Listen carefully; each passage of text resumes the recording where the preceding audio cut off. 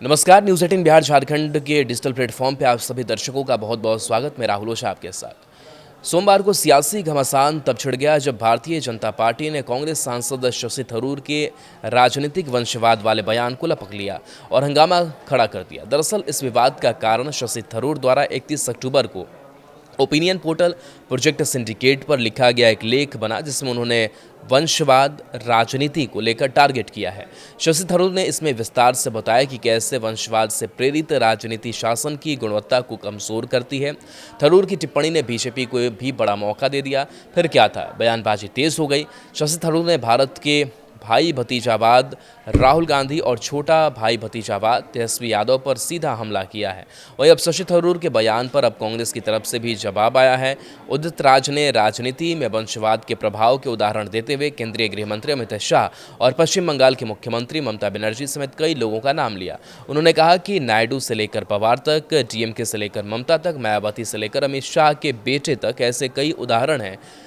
नुकसान यह है कि अवसर सिर्फ परिवारों तक ही सीमित रह जाते हैं। इसी तरह कांग्रेस सांसद प्रमोद तिवारी ने भी पंडित जवाहरलाल नेहरू और भारतीय राजनीति में प्रमुख गांधी परिवार का बचाव करते हुए कहा कि नेतृत्व योग्यता से आता है। कांग्रेस सांसद ने कहा कि पंडित जवाहरलाल नेहरू इस देश के सबसे योग्य प्रधानमंत्री थे। इंदिरा गांधी ने अपने प्राणों की आहुति देकर खुद को साबित किया। राजीव गांधी ने अपने प्राणों की आहुति देकर इस देश की सेवा की। इसलिए अगर कोई गांधी परिवार को एक राजवंश कहता है तो भारत में किस परिवार में इतना त्याग, समर्पण और क्षमता थी जितनी इस परिवार में थी?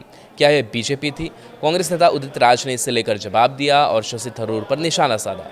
थरूर की टिप्पणी के बारे में पूछे जाने पर कांग्रेस नेता उदित राज ने कहा कि वंशवादी दृष्टिकोण सिर्फ राजनीतिक तक सीमित नहीं है बल्कि भारत के सभी क्षेत्रों में फैला हुआ है।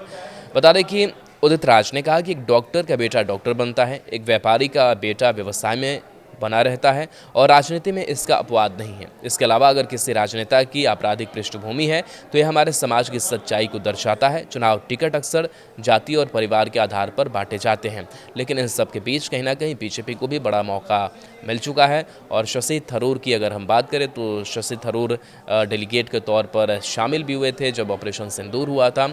उस वक्त दूसरे देशों में वो पहुंचे भी थे और इस ऑपरेशन को लेकर के अपनी बात भी रखी थी।